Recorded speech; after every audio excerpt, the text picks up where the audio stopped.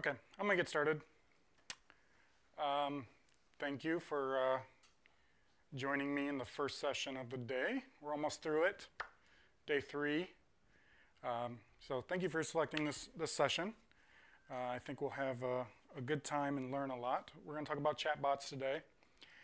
And the way this talk is structured is like the first half is just in general about chatbots, some UI considerations and some design and architectural considerations. And then the second half is all about specifically Elixir and Slack platform, and how to build these things. And I'm going to talk about a framework I've been building called Juvet. If you have any questions after this, and you use Twitter, you can hit me up on Twitter at jwright. If you don't do the Twitter thing, I work for a company called Kinship. My email is jamie@kinship.it. I have business cards up here, so if you don't want to write that down, I don't know what else to do with business cards. So, besides give them out to conferences, so thank you.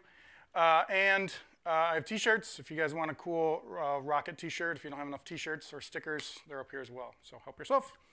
I don't want to take those all the way back home. Okay, so first of all, let's talk about what a chatbot is. And a chatbot is just simply a software program that simulates a conversation with a human. And when I'm talking about chatbots, I'm talking about text chatbots. We're going to concentrate on those today. But when I talk about generally chatbots, voice bots also fit into this. Voice bots are just one extra step of using AI to convert the voice to text. And usually on those platforms like Alexa and Google Home, you work with the text. You don't work with the sound files or WAV files. Here's an example bot I created. And basically, it's this bot simulates a user sends a request to a bot, and then that bot processes that text and sends it back an emoji representation of what they said. If you guys are not Star Wars fans, some of these jokes are going to not fall on you, but that's okay. And if you look at this, though, it's very similar to a web app, right? There's a request. The bot gets a request and gives back a response.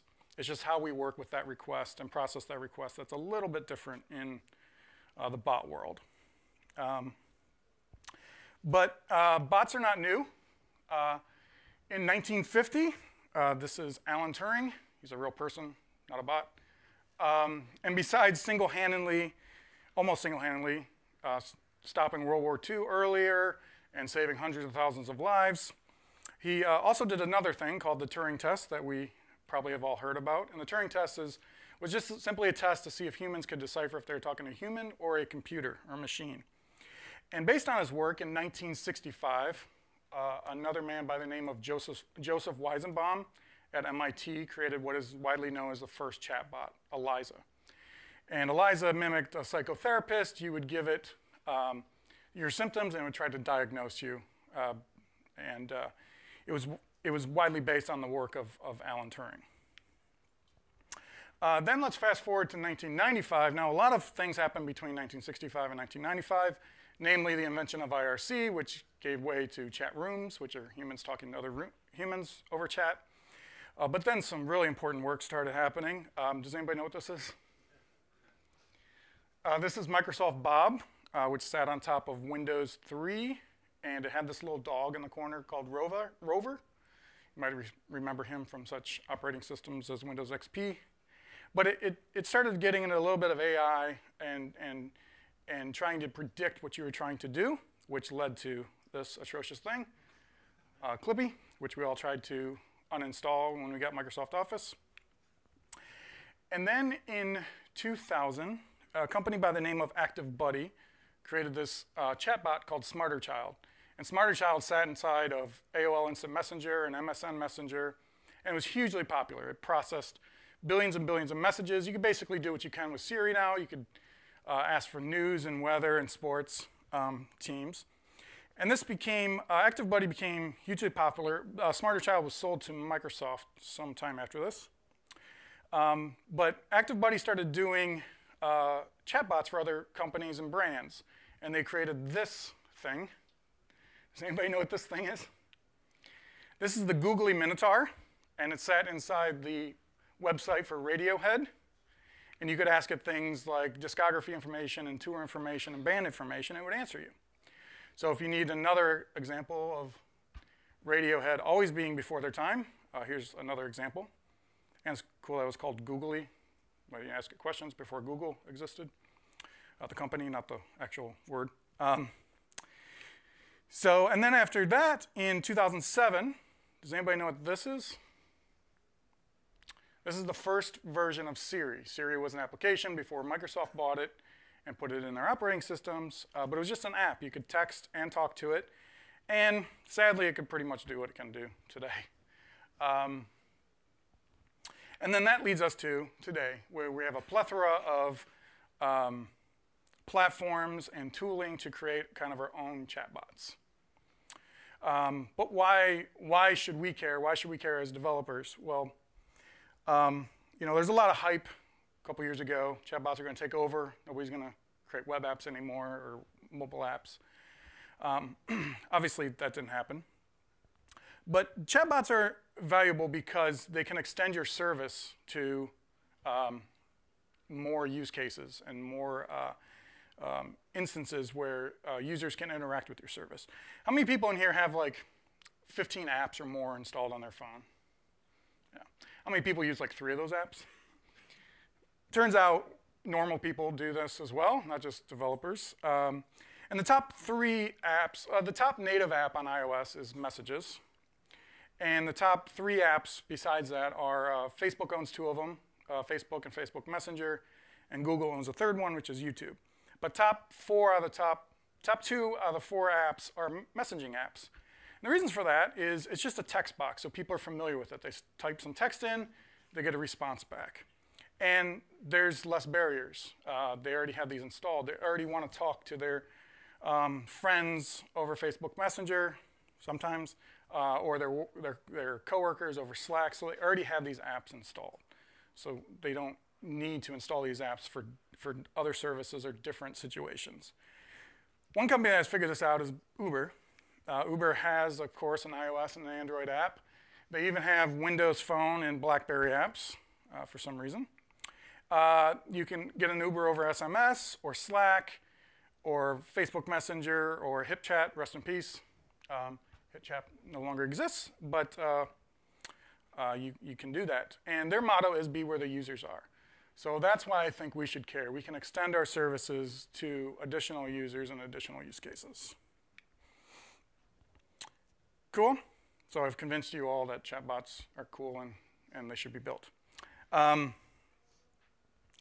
what are some of the different design considerations? We're working with kind of a new design concept called conversational UIs. And what does that change with our traditional building of apps on the web and mobile?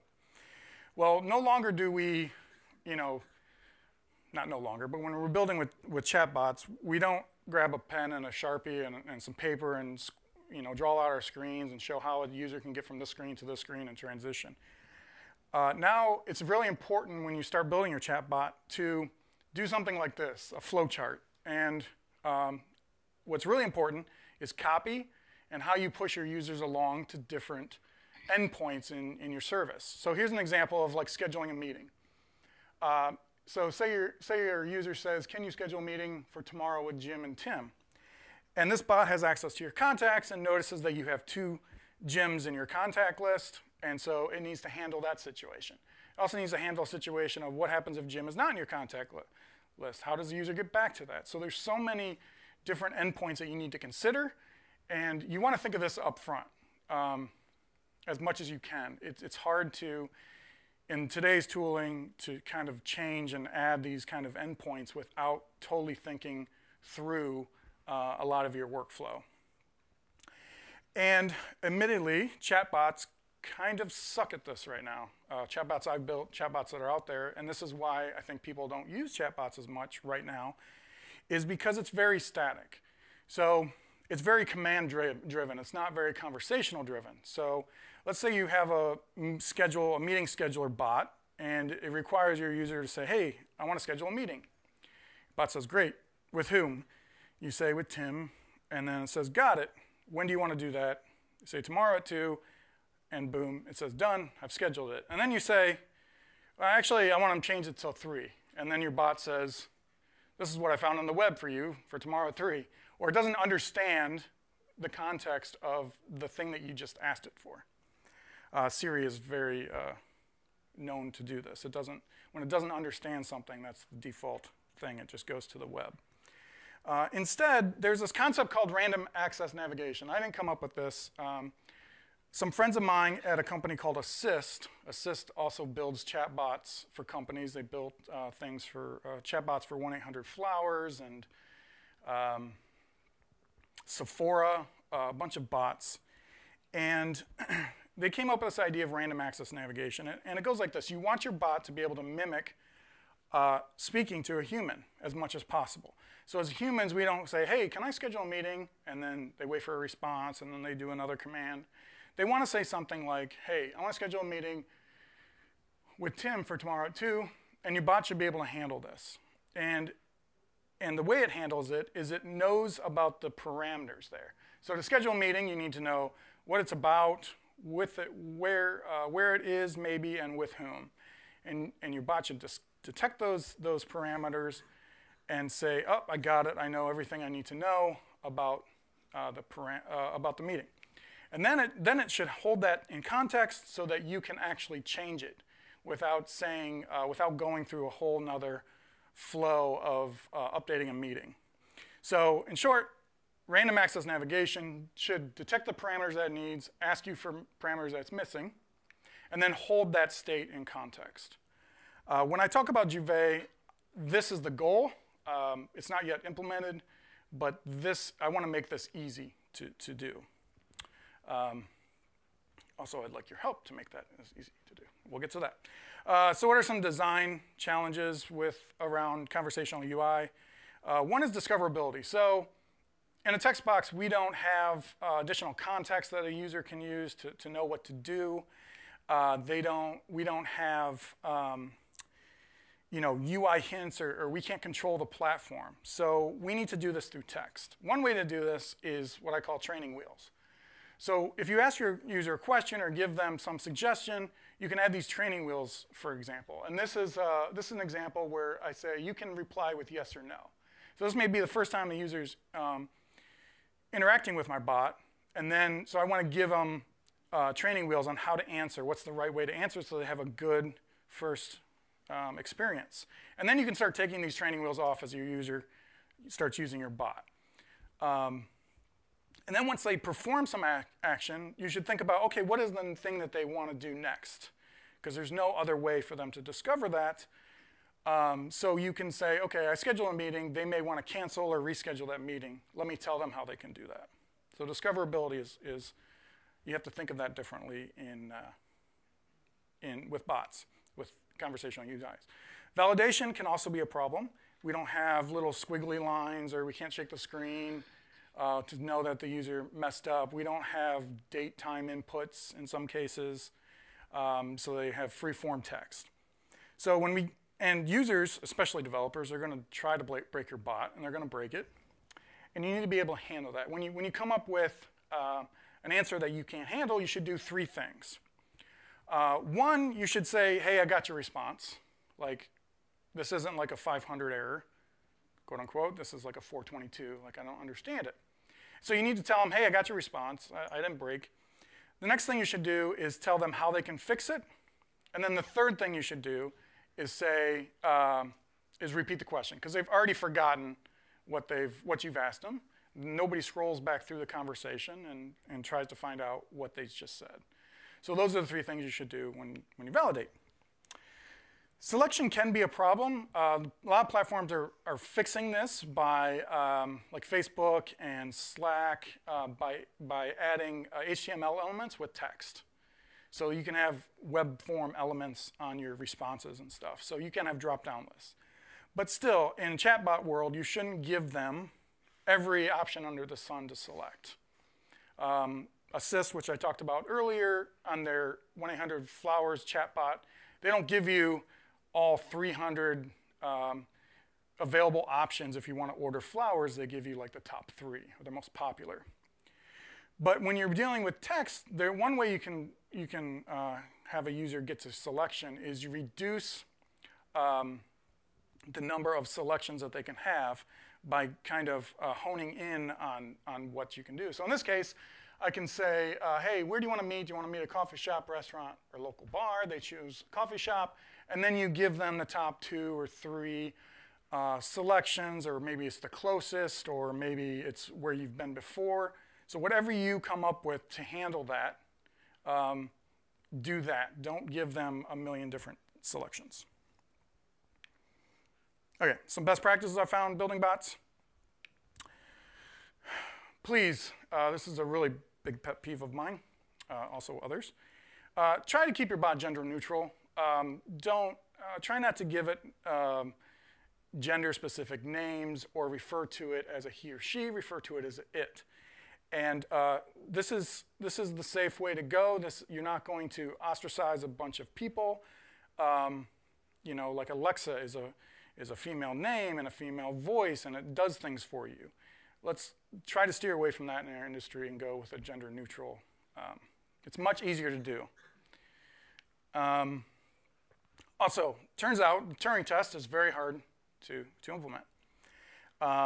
Also, probably not the best. You don't want to try to trick people into talking. You're talking to a human. I don't know if you guys have seen like Google Dispatch, those videos where it's a bot that calls businesses, and those businesses don't know that they're talking to a bot, that they think they're actually talking to a human.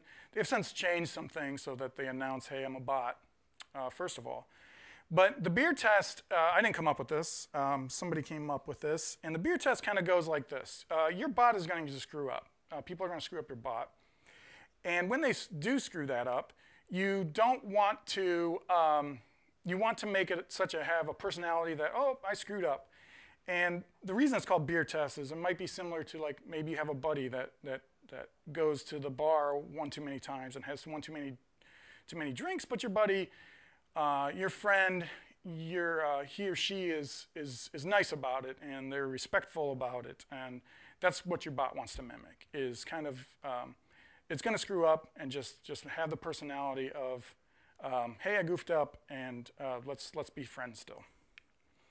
One way to do this is have different responses. So bots can get repetitive very quickly because you're working with text. So instead of saying, oh, I didn't understand that, and this is what I found on the web every time, that can get very frustrating. So have different responses for your responses that you give to your user. And I found like 20 to 30 different responses for each little area of your application is good. And this is very easy to do. You can just reply instead of with hard-coded text to your user. You can reply with a topic, saying like, meeting scheduled successfully. And then in your database, you have a list of topics with a link table with 20 or 30 different responses. You randomize those and give that back to your user. And then you can add those as you go on. So different responses are very nice. Makes your bot feel more personable. Speaking of being personable, you can use their surroundings. So when you authorize your application in a lot of these platforms, you sometimes know where a user is from, or you know the current date, you know events that may be happening around them. So you can use their surroundings to kind of make it feel more personable. Now you have to be careful with this. You don't want to wish somebody Merry Christmas who doesn't celebrate Christmas. So you got to be respectful of their cultural differences, but this can be a very pleasant experience when you're creating a bot, and this kind of feels a little magic. And then, like I said, people are going to try to break your bot. Have fallbacks, and have fallbacks where instead of having 20, 30 different responses, have like 100 to 200 different responses. That way, when it messes up, your users aren't. They get a new response and a new little endorphin rush every time they screw up instead of getting mad. Okay. That's kind of the general like bot spiel. Does anybody have any questions on that? Comments? No? Okay. So I'm going to first walk through, now we're going to talk about Slack. And I'm going to walk through just real quickly, I'm sure many of you have done this before, but this is the experience that a user has when installing a bot, and then how do we build that. Okay? So they can, there's a Slack app directory, and the Slack app directory is basically just a curated list of things on the internet that have bots. And so when a user selects one of these, we'll just pick a random one. Just joking, I created that. But once they click on this, it sends them out of Slack and into the web. And on the web, you'll find something like this. You'll have like a sign up with Slack or an add to Slack button. The user clicks on that, and now they need to OAuth with Slack. And so now it sends them back to Slack and gives them a list of permissions that the bot is asking for. And the one permission that you care about is this right here. I know it's kind of hard to read, but because it's in gold. But basically, it says this app is going to install a bot with this username. And so if your Slack app has a bot attached to it, the users will see that. Once they click authorize, it sends them back to their web page. It gives them a callback URL, sends them back to the application. And usually on that page, you say something like, hey, your bot's ready, starting to talk to you. And what happens in Slack, it adds a new bot user. And then the thing that you want to do is start talking to that user in a direct message. So that user, I call the champion. That's the user that installed your bot. What you don't want to do is you don't want to spam everybody on the team that you just installed the bot. You know, it might just be one person out of a team that just wants to play around with the bot, see what it's like. Doesn't want the whole team to know, hey, I'm just playing around with this bot. This is also a good way to not be in the app directory if you do that. And also, bots cannot invite themselves to other rooms. The user has to invite them to a room. So if your bot needs to hang out in a specific channel, and I use channels and rooms interchangeably, but if it needs to hang out in a specific channel, you need to give it directions here on what it needs to do next. Or if it needs to OAuth with another service or things like that, this is where you want to do that. Cool? All right. So how do we build this thing? The first thing I want to talk about is Elixir. So I've built bots in Node and in Ruby. And I started playing around with Elixir a year and a half ago. And I realized quite quickly that this language is the perfect language for building bots. And is anybody not familiar with Elixir? Feel free to, okay, cool. I just want to know how much I have to explain here. Elixir is a semi-new language. It's about 6 years old since the last commit. And it was created by a guy named Juvet Goal, who came from the Ruby community. And it's built on top of the Erlang VM. And the Erlang VM is about 20 years old. Erlang was built by Ericsson, which is a telecom company. So it has a lot of roots and features that are specific for telecoms, for communication. And when you see this, you're like, oh, bots are communication. Erlang is all about communication. And so right away, I was like, oh, this is going to be a perfect fit, I think. And one of the big things with Elixir is it's all processes. It's all processes all the way down. And what these processes are, it's in this library called OTP, Open Telecom Protocol, in Erlang, that you can use in Elixir. And these are very, very lightweight processes that can talk to each other without any ceremony. And they're sandboxed, and they live kind of in their own environment, and they hold their own state. So if you think about it, a bot can be a process, and every individual team can have their own bots. And if one bot goes down, it doesn't affect the whole system. That's hard to do, in my experience, with Ruby or Node. There's a lot of fault tolerance you have to build into your systems to make your not all bots crash when one bot's crash. And the other cool thing with processes is Erlang has this mantra of let it crash, meaning these processes can shut down and they can crash for any reason. And you can build a strategy over supervision trees to have these bots automatically start back up. So if one bot crashes, your strategy can be, okay, kill all the siblings that are with that process and restart them. Or have another strategy where any bot that was created or any process that was created after this process, kill all those. And all you have to do is specify one little thing, and this all happens for you. So that is very cool. And then the other thing, if you think about telecom and that industry and telephones, these things can't go down. So when you deploy a change to your code, your whole application can't go down. And you cannot do this in Ruby or Node. If you deploy a change, your application has to shut down, which means all your bots have to shut down, and then it all needs to start back up. And so deploying code can be a challenge. Well, in Erlang, they have this concept of hot code swapping. So you can deploy a change, and then there's hooks into it. It's not going to kill all your processes. You can control when that happens, and then there's hooks for doing whatever you need to do once your bot goes down when it deploys. So if you need to save state to a database or whatever you need to do.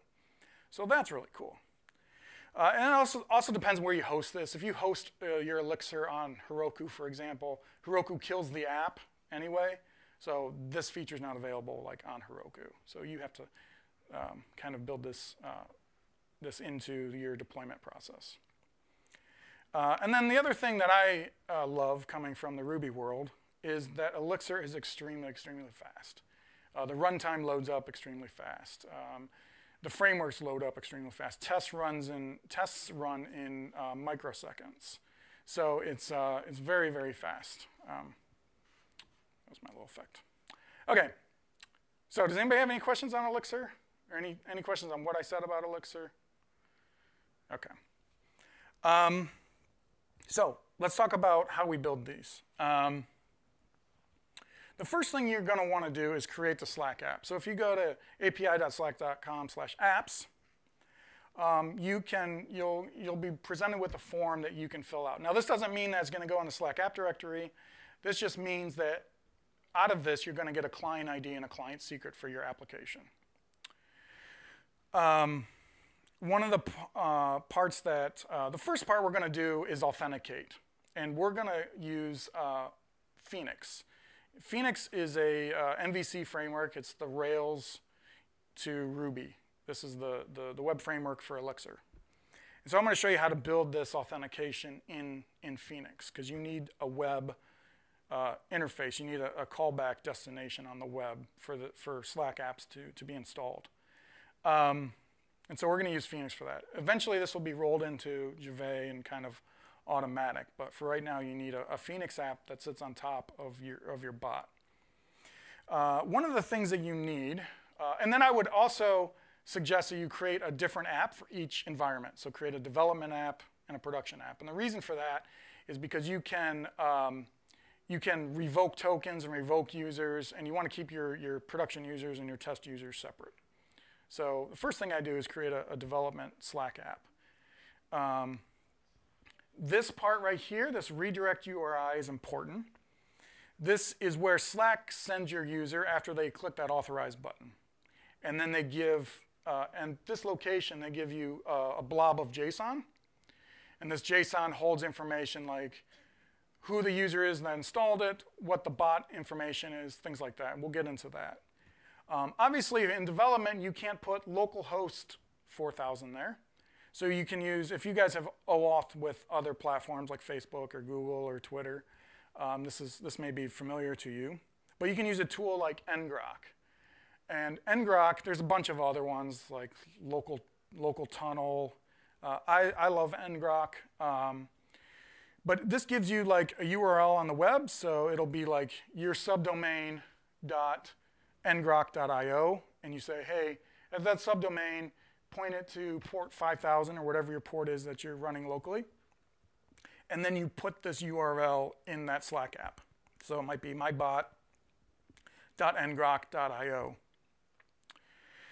And then the second piece that's important in this little form is you have to attach a bot. So you say, hey, what's the bot's default username, and add this bot. That's how Slack knows to show that little gold area to say, hey, this app is going to install bot. And then on your web component, you have some button like this called Add to Slack. And all this does is point to /auth/Slack in your application, in your Phoenix application.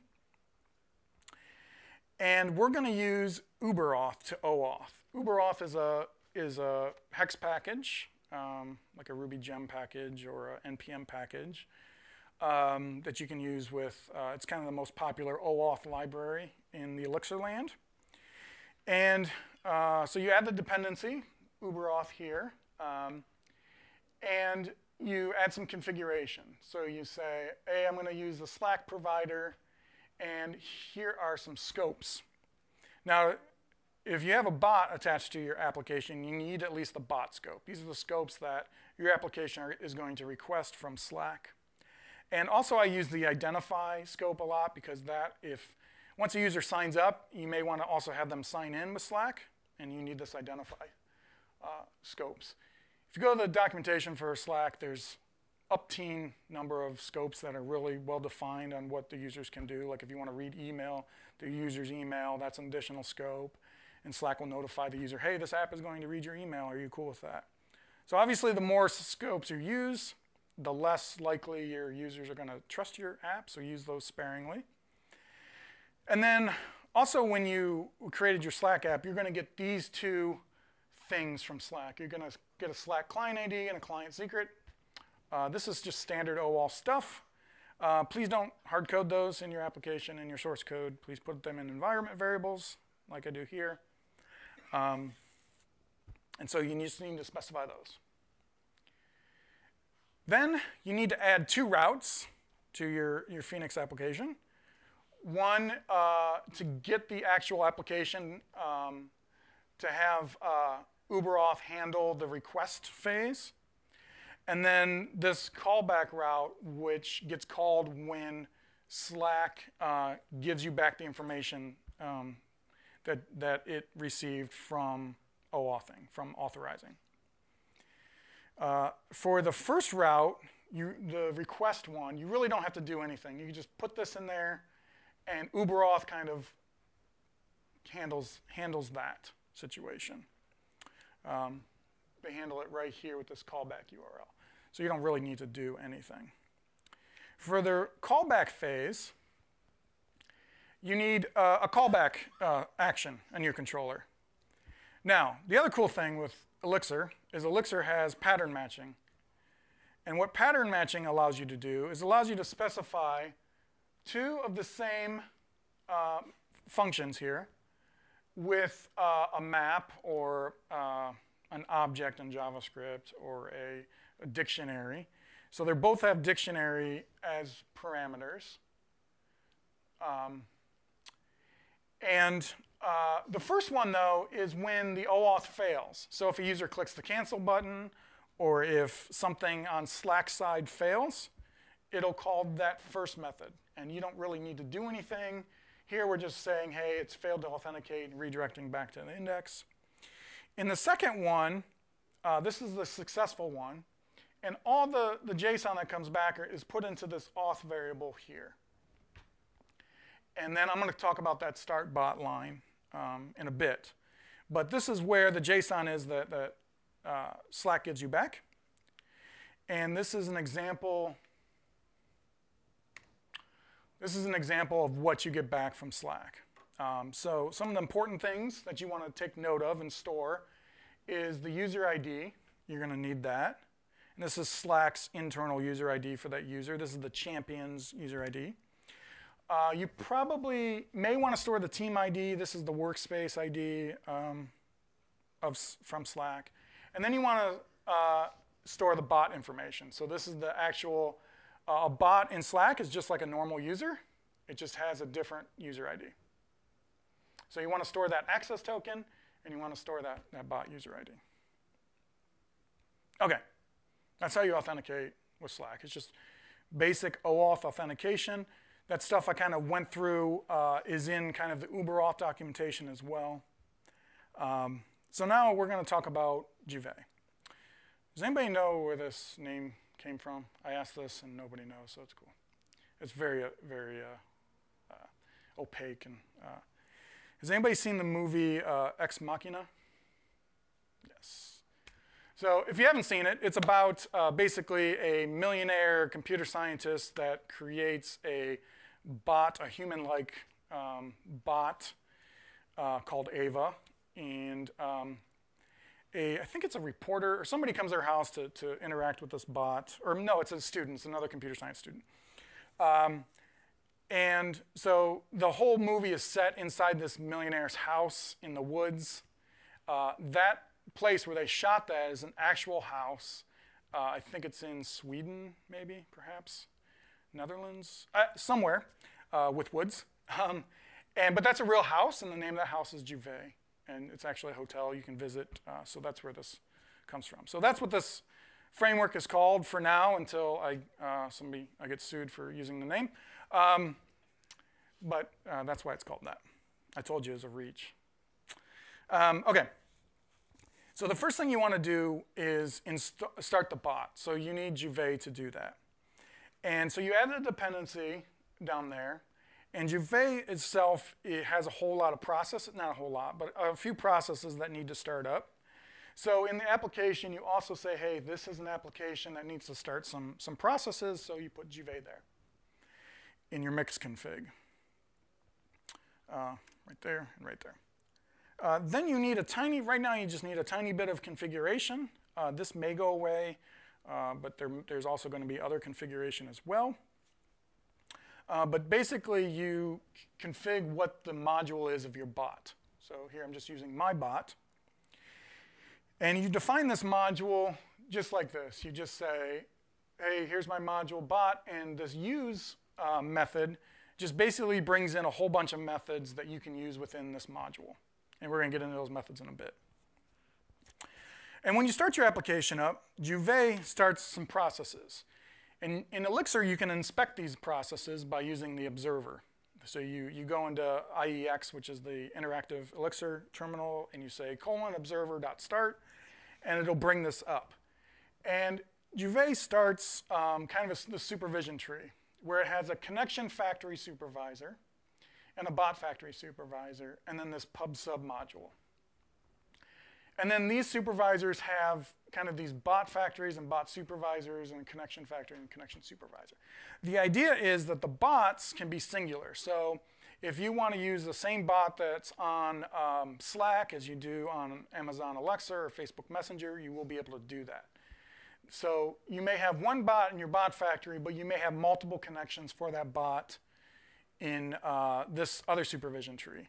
So you may have a Facebook or a Twilio SMS or a connection to Amazon Alexa.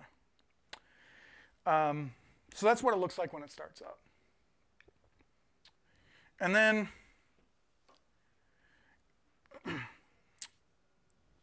so here, now we're back in our callback in OAuth. And we have that line called start bot.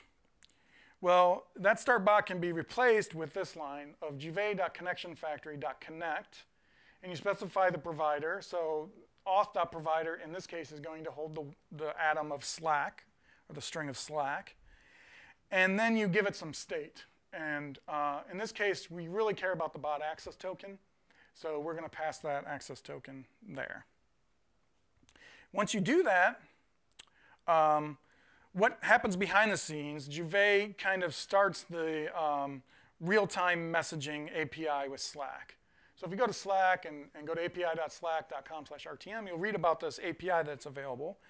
And basically what the RTM is it's just a WebSocket connection with Slack and with your bot being the client and Slack being the server. And what happens when you call this method, when you call rtm.connect, you get back a WebSocket address that your application can use. You don't really need to care about all those details. That's just what Juvet does. And now your supervision tree will look something like this, where that PID over there, that PID 332 is the connection to Slack. That's the WebSocket connection. And then the name up there comes from the Slack domain that you're interacting with, your subdomain that you're interacting with. And that's your bot. So now you're authenticated with Slack, and you can now start communicating with Slack. Okay? Does anybody have any questions on that? Cool. So now the next thing you want to do is start DMing with your user, right? You're connected, now you started. Now your user needs to get, your champion needs to start getting instructions on what to do. So in your bot, there's a method you can override called handle connect. And it takes in a state and a provider. And so in the handle connect, what I want to do is use this Slack web, which is also part of Juvet. It's basically an API wrapper. And I want to open a connection, a direct message channel with the bot, between the bot and the champion. And how you do that right now is you open it with the user ID that you got, so that whatever that you got from the JSON, gives you back a response which contains the channel ID. What happens, Slack creates kind of a temporary channel that you can direct message to. So you need that channel ID. And then you can call the send message method to that channel, and you can specify text, or you can specify web forms or links or whatever you want to do to start talking to your bot. Cool? This is going to be quite simplified, where you just, there's going to be a method called, I forgot what I called it, but connect to, or connect to champion or something like that. And then, so you won't need to kind of do these 2 steps, it'll be just 1 step. Cool, so now you can start talking to your bot. You're connected, you're authenticated, connected. Now you can start talking. Well, how do you listen? How do you get information back from your user? So there's this method called handle event. Slack has a bunch of handle events that it could pass you, such as somebody's typing, somebody sent you a message, a user joined your Slack room. There's a bunch of events that if you go on Slack's documentation, you can handle. So you can override using pattern matching on what events to handle. And here's the case where somebody typed in the word help, and it's in this channel. And so you can basically send them back a message here saying, you can use the following commands and do some other stuff. So that's how you can get events that listen back. Cool? And instead of what Juvet will eventually do is enable natural language processing. So instead of like looking for a specific string of text, you might want to look for their intent. And in natural language processing, it's actually pretty simple. It's pretty simple to use. It's not too simple to implement. But there's a bunch of natural language processing engines that you can use nowadays. Kind of SaaS party. We're going to look at one of them. But natural language processing works like this. Basically, a bot says something, or somebody says something, and it says, let's say they say, is BB-8 ready to go? That goes to this natural language processing engine and says, hey, your intent is you want to find out the charge status. So the intents basically look at the framework of the sentence and try to decipher what you mean. It's the same thing like in Siri, and you say, hey, what's the weather? Or you might say, hey, do I need an umbrella? The intent is the same. You want to know what the weather is. So it gives you an intent, and then it gives you entities on top of that intent. So you want to know the charge status, but you want to know the charge status for BB-8. So it assigned a target entity with the value of BB-8, and it gave a status of ready. So you might want to say, hey, is R2-D2 at least 60% charged? Well, your intent would still be charge status. Your target would be R2-D2. Your status would be 60% ready, or something like that, or 60% charged. And then it gives you a confidence level. So a lot of these engines will return an array of these things ordered by the confidence. So the highest confidence first, this is what I think versus the lowest confidence. Up to your application to decipher what the highest confidence is, that's truly the intent. And there's a bunch of these NLPs as a service. Wit AI I've used before. Facebook has bought them, so use it with your own caution. But they haven't really changed or updated they have updated the service, but they haven't shut it down. But there's a bunch of these. I've been starting to use Dialogflow. But they all kind of work the same way. Is you go into the interface, you type in a sentence. In this sentence, I say, hey, is BB-8 ready to go? I assign it an intent, and then you can highlight different entities within that word. So you can go into your application, and a good thing to do is log things that your application can't handle. And you can update your service on the back end without any code changes, and now you have a smarter bot. So you can use Wit AI. Wit AI has an Elixir wrapper called wit.client, and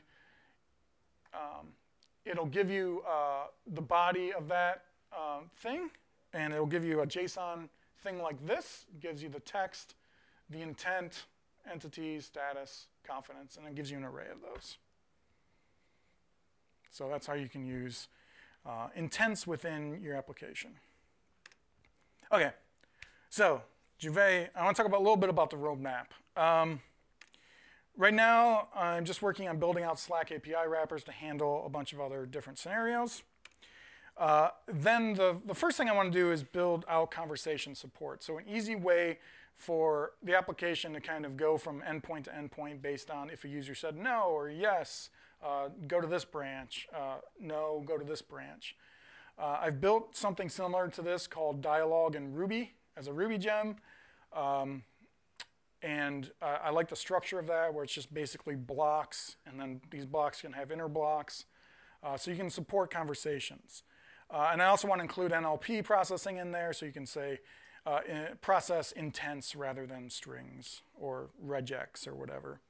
And then I also want to include random access navigation into this as well. So it gives you the parameters, and it also holds on to the context. That's kind of the next big thing. Then support Facebook Messenger. Right now it just supports Slack. Facebook Messenger is probably next, and then probably Twilio, based on the community, whatever people want there. But it's probably Facebook Messenger seems to be the next most popular. And then I want to add an abstraction on top of Juvet so that it seems like you're working in a standard model view controller. So when you reach to this intent, fire off this controller with this action, and here's the parameters that came along with that. And I think that will click with a lot more people. That's kind of up in the air, but that was kind of the overall goal of this. And then make this language agnostic. So you will be able to run Juvet or run a hosted version of Juvet that just calls into your application, whether it's a Node or Ruby or C# or what .NET application you have, to just get, here's a callback URL and here's what the person said. So that's the roadmap. Does anybody have any questions on any of that? Yeah. With that array of outcomes, yes. when would you ever not use the most? I don't know. I haven't. I don't know. I don't have a good answer for that. And actually, I've always either had one outcome. In my experience, not always, but mostly one outcome. If I have multiple, I log those so I can try to figure out if something needs to be updated in the NLP. But yeah, I just usually take the first one. Sometimes the first one can have a low confidence level, so you may want to do something in that case. But yeah. Thanks for that. Any other questions? I have some resources for you. So Juvet can be found. It's open source. I'd really love some stars and PRs. So if you want to help out with this is very early. And the one thing I love about bots and chatbots is like this is a very young area of computer science, and there's a lot that can be gained, and we as a collective whole can help that out a lot, and I think that's very exciting. That's exciting to me. Also, just building chatbots, it makes you feel like you're building a thing, I don't want to say a person, but it feels more rewarding to me than building a web application. It might just be because it's new, but that's. I'm building an example, a full like production application on Juvet. It's not ready yet, but soon, maybe by the end of this week. So when you go home, just don't check it out right now. Just wait till. And basically, what Otto's going to do is do some DevOps, some ChatOps stuff with GitHub and Bitbucket, and like allow you to create projects right from Slack, create your READMEs and all that stuff right from Slack. There is a very, very helpful Slack developer Slack group, as if you need more Slack in your life. But it is very helpful that actually the Slack team hangs out in there, the Facebook Messenger API team hangs out in there, and they can answer questions. If you're interested in getting jobs, there's job postings, just general announcements about the API and things like that. It's very helpful. The Slack API documentation is really well done. They have a Twitter account where they'll announce small changes or changelog type stuff. And then if they add a bunch of new features or new kind of more bigger changes, they have a Medium URL as well. That's nice to follow. If you don't have enough email in your life, this email will give you related articles about AI and chatbots. It's one that I don't unsubscribe from, so take that with whatever that's worth. If you want to play with, I built Tatsu. If you want to play with Tatsu for more than the current 14 days, there's a thing. You can get a coupon code there, and you'll have like a full month or whatever. So I just want to say thank you. Again, if I have T-shirts and stickers if you want that. But thank you for coming. Enjoy the rest of your day.